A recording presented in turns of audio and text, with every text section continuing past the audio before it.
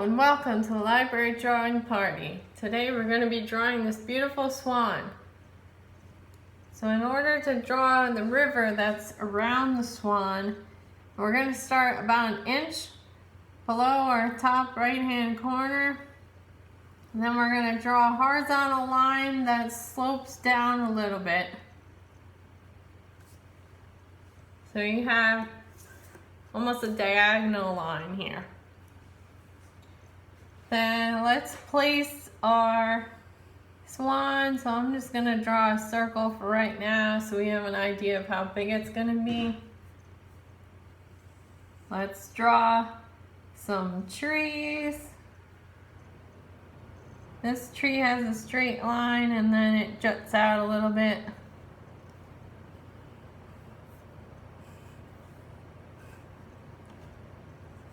And this line is a little curved, but not too much. Okay, we're gonna have a big rock about here and some little rocks here. And this is just a basic border line. So some of the rocks can come out into the water. We just want to have an idea of where we're going to place things. Then let's place this tree reflection. So we can't see it in the top portion, but in the reflection there's two branches to this tree.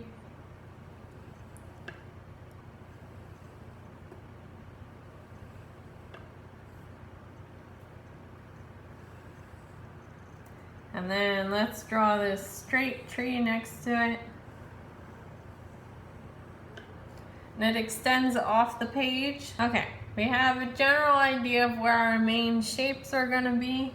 So once we do that, let's draw the swan, since that's our focal point. The top part of the circle we're going to use for the head.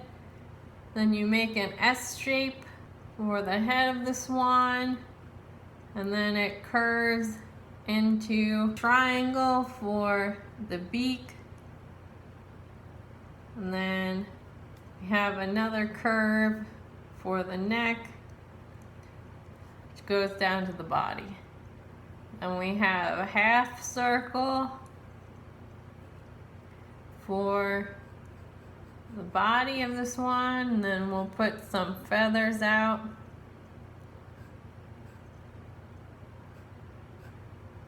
And then we'll connect the neck and the body. So we have our swan. Might even want to extend the neck down a little bit because they got big, nice, long neck. And then let's draw the reflection. So the reflection, we want it to be a little looser than our main drawing, and it doesn't have to be exactly the same. When you look at the reflection, it's never going to be exactly the same as what you're looking at. We just want it to be close. Okay, we have the body, which is the other half of that circle that we drew. Okay, so we have our swan. Let's go ahead and add some details. So it has like a V for its eyes. And then I have an orange here. I'll make the beak nice and orange. Now we have our swan. Let's start working on the background. So I started with the trees when I did this drawing. So I took our number 2 pencil and I did a light base coat in gray, because the tree is actually really gray, which surprised me because I started to use brown, but the brown is actually, for this particular drawing, in the grass or the ground and not in the actual tree, except we're gonna blend a little bit so it takes some of the edge of the gray off. And we're gonna put this brown color in, but put it really light so we can blend on top of it because we want to have these darker colors too. This helps give it a fuller tone. Okay, so we have our brown. Now let's add our shadows. You can put the full force of the pencil down now. And then this tree is almost all in shadow. There's only a tiny bit on the side here, about 1/4 of an inch on my drawing, that we are not going to touch. The rest of it we're going to go over using the full force of the pencil. And since we're going to be seeing these strokes really well, you're going to want to make sure that your strokes are going to go in the direction of the grain of wood. Now this one I want to make a little bit darker, so I'm going to put a couple more strokes. Again, you want them in the grain of the wood. Okay, so we have our trees. I'm just going to stick with the land part for right now, and then we'll come back to the water later on. Okay, so next thing we're going to do is I'm going to take this gold, and we've talked about the side of the pencil. I'm using the side of the pencil right now to get a nice even base coat. I'm going to cover the whole thing. You don't have to worry about where the rocks are going to go because we're going to color right over them.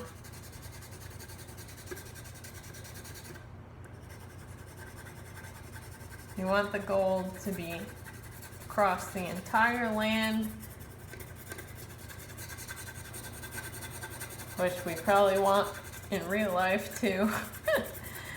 Okay, once you have gold covering all of your land, then you'll take that light brown that we just used on the trees, and you're going to do the same thing.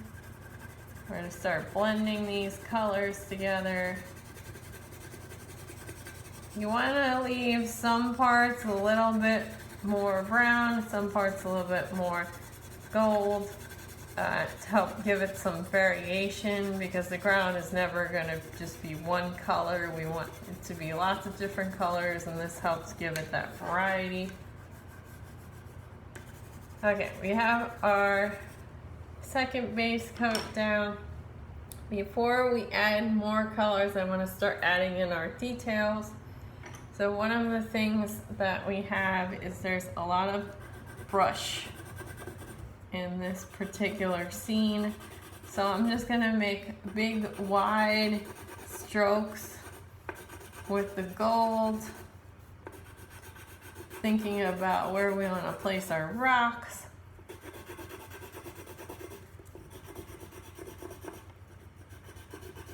And we want to be able to see the lines, so just make sure that the direction is where you want the reeds to go. As you're drawing, we can have smaller ones. I'm adding smaller reeds in right now. Next thing, I want to draw some of these rocks. So I'll put a rock right here. So I'm just coloring circles, and then I'm going and adding some shading to the right. As our light source is coming in this direction, you can add rocks as you go along wherever you think a rock would be appropriate. You can go ahead and add that in. I have a nice big rock right here, so it's going to need a little bit more shading than the rest of the rocks. I'm even going to gradually do this out. They don't have to be totally circular either. You can have some ovals, some rectangular rocks. Rocks come in all kinds of shapes and sizes and colors too. You can try different colors. I'm just gonna stick with the gray for right now so we can help keep that color palette maintained. I think I want to add another one right here. Okay, so we have our rocks. The next thing I want to do is add these shadows. You can imagine that the trees are pretty high up, so these shadows are showing the length of the tree. So we're gonna have some coming out directly from the tree. And these kind of remind me of ribbons because there's some parts that are thicker and some parts that are thinner. And that's because we're showing that the land has a little bit of hills going on and it's not totally flat. Now, as we're going around these reeds, you can go through the reeds, but you want to make it darker next to the reeds and not necessarily through the reeds. See how I have this dark and this is lighter? You want to try and do that as much as possible. Okay, so we have those shadows, and then let's add, there's a couple in the middle here. Let me do those. And this one was kind of like a double ribbon. And then we have this one in the back here. This one you can press down a little bit harder because it's farther away. And one more up front. I'm gonna add some of this gray color to the reeds, help give them some shadow, and I really emphasize the lines. Gold. I'm gonna go over the reeds again a little bit, help bring out that nice yellow color. And then I'm gonna go over the landscape again with the gold to deepen the tone. Now, if you don't have gold at home, you can use yellow. You just might have to use a little bit more red or a little bit more brown so that it's not super bright. The one last detail I want to add, since this is land, we would imagine there's some grass in here. So I'm going to take some green and add some green highlights. I have a light yellow green that I'm using. This just helps emphasize that there is grass or moss growing in our little foresty area.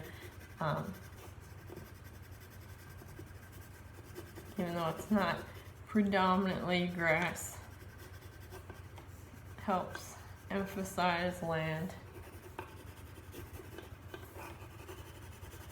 Anywhere that you have remaining white, you can go ahead and fill that in with this green.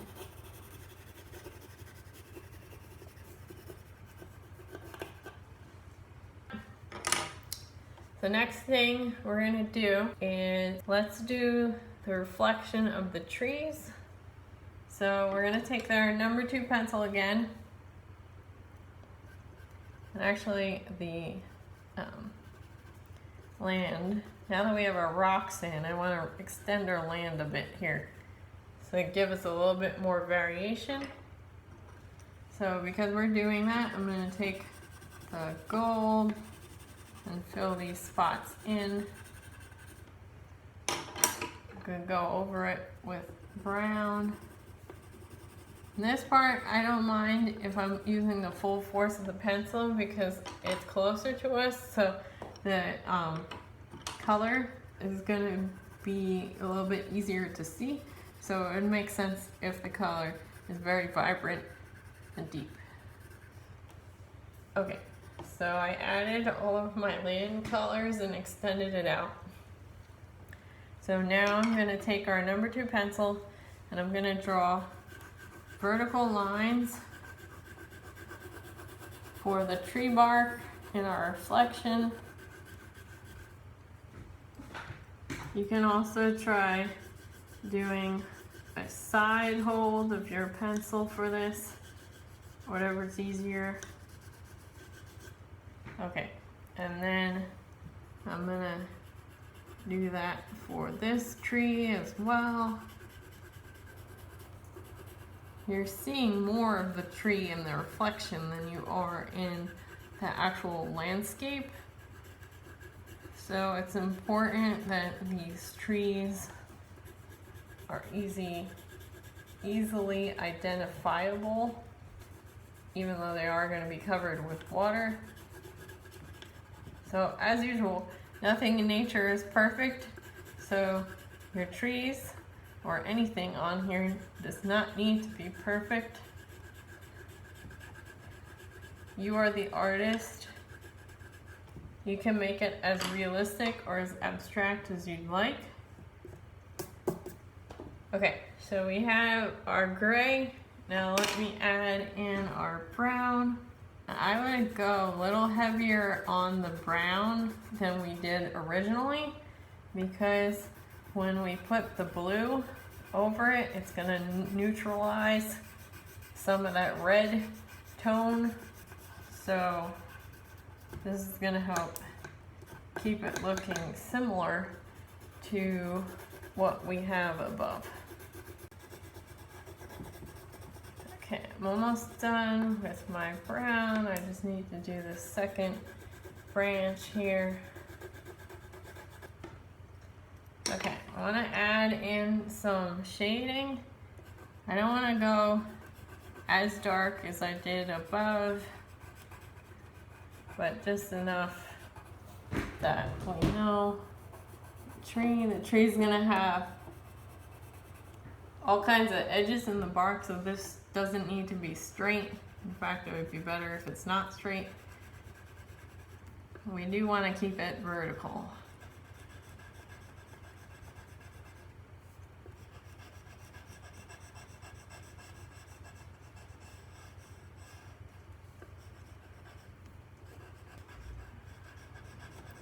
Okay, now we have our shading, so I'm gonna leave this alone for right now and let's concentrate on getting the water right. So the first thing we should notice is that the water, the swan is almost acting like a raindrop. So when a raindrop hits the water circles around it. So as you can see in my sample, we have circles around the swan. So we're gonna wanna mimic that in our drawing. The other thing we wanna pay attention to is because we have the reflection, we don't want to fill in all of the swan's reflection. Okay, so I'm gonna start doing my circles. So I'm gonna start with the reflection so that we can really keep this nice and light. Okay, so that's all I'm gonna do. I just did a couple of lines. I'm not gonna do any more than that for the reflection. I will go around it. So let's start adding our circles around the swan.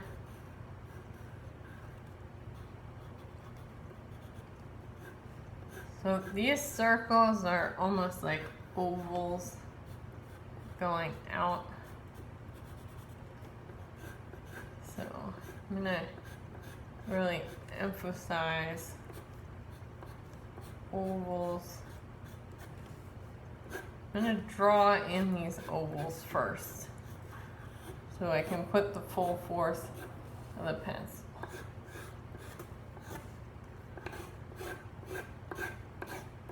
And they're gonna go into the tree because the tree is part of the water and the reflection. So I'm gonna get all of that. So I'm gonna go and fill in the rest of this. I'm pressing really lightly. This is gonna be our first base coat. We're gonna do our layering on top of that. So you want to make sure you're leaving a lot of white in as you add in the colors. You want the whole rest of the drawing to be blue. So everything gets covered except for the swan. And as you can see, just doing this little bit, the trees, the redness in the trees getting neutralized. So that's why we wanted to add a little bit more brown. Okay, so we have the entire drawing is covered in blue. Now we're gonna use a different light blue. I have this turquoisey blue that we've used in some of our other drawings.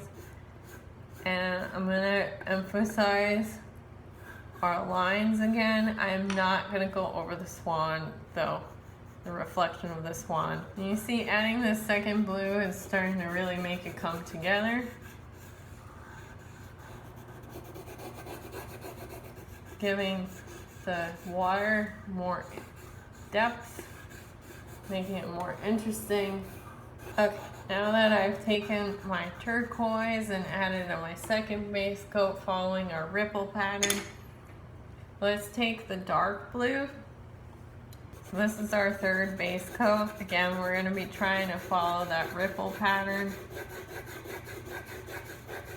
We don't want to put the full force of the weight of the pencil down just yet because we have some more detail work to do. But this way we can start to fill in some of that white color, make it nice and rich and deep.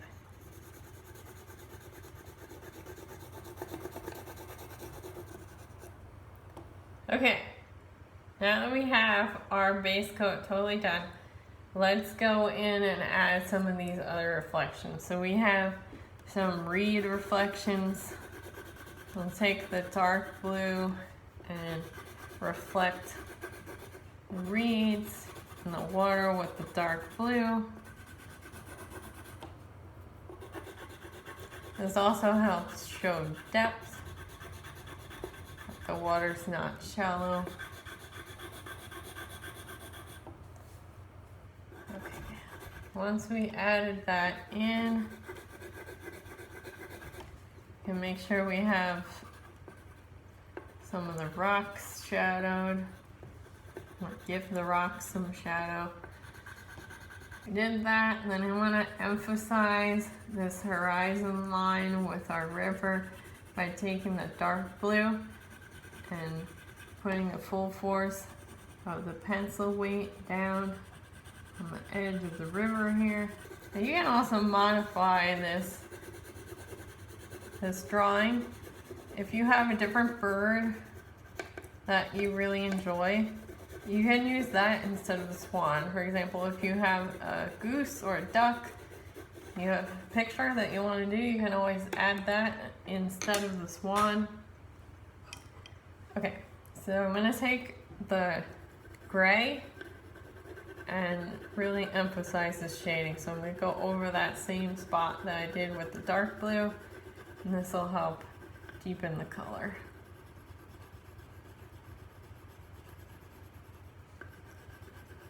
If you're thinking about other birds that you can use that are local, we have some blue herons, which are pretty.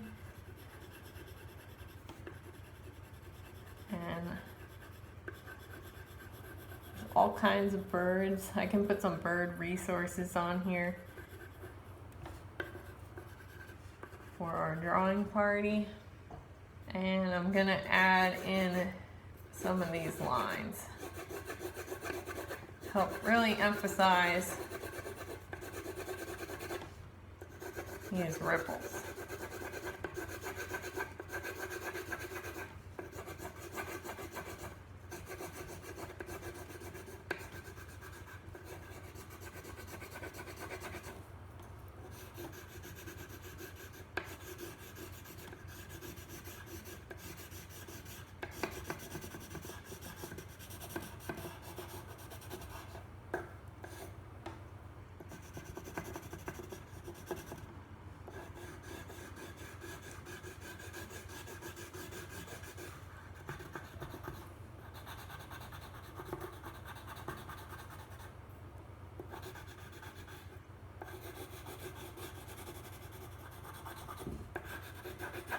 Starting to see the ripples. I want to get the edges of the drawing nice and dark. So it'll help emphasize that the river is continuing and not stopping with the edge of our page.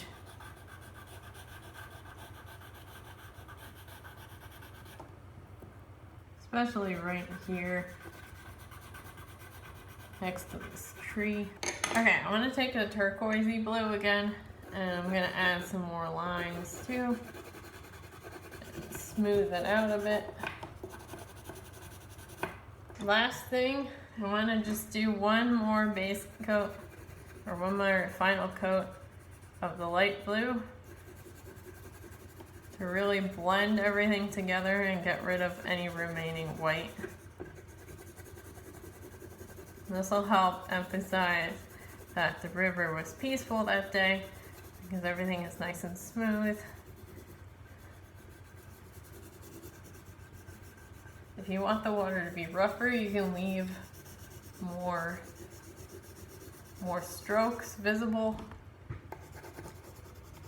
It'll show more waves were happening.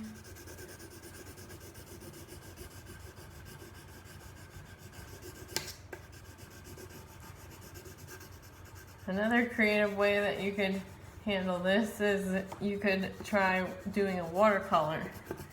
So you could try, instead of using colored pencils for the water, you could use actual water. That might be a fun twist.